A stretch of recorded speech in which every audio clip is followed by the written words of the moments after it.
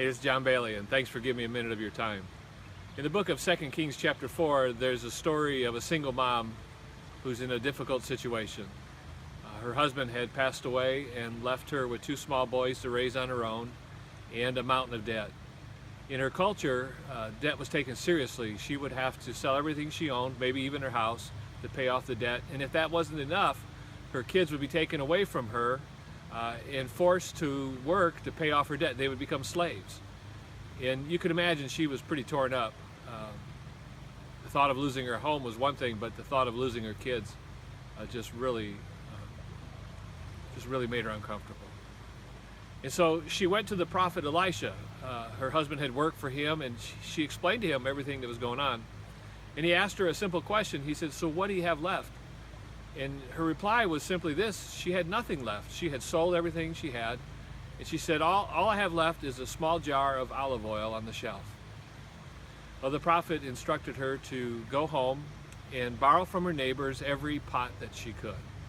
And then she was to take them into the house and to fill them with oil. And he made it clear, don't just get a few pots.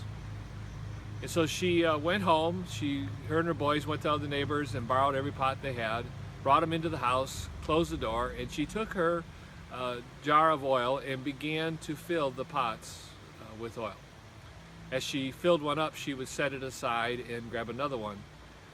Eventually she said to her boys, "Bring me another pot," and the reply was simply that there weren't any more. And at that moment the oil ran dry.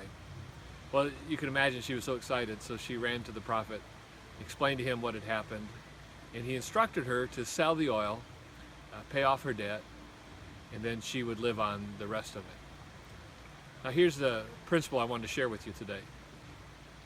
The blessings of God in her life were determined by the number of empty pots that she could gather. Well, the same is true in our spiritual lives. The blessings of God are determined by our own personal emptiness. The more we get rid of self, the more we get rid of pride, the more we get rid of our self-sufficiency, the more room we make for the Holy Spirit to work in our lives.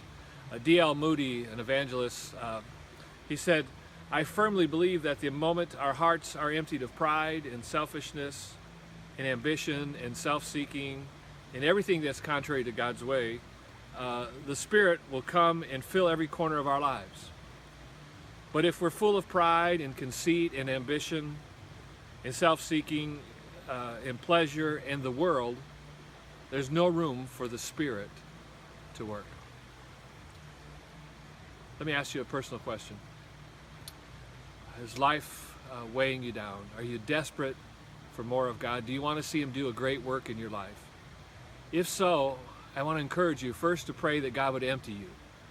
Take away your self-sufficiency, your pride, anything that hinders Him from working, and then ask Him to fill you with His Spirit. The good news is He'll hear your prayer and He'll answer you. I pray that you have a great week. May the Lord bless you and keep you. See you next time.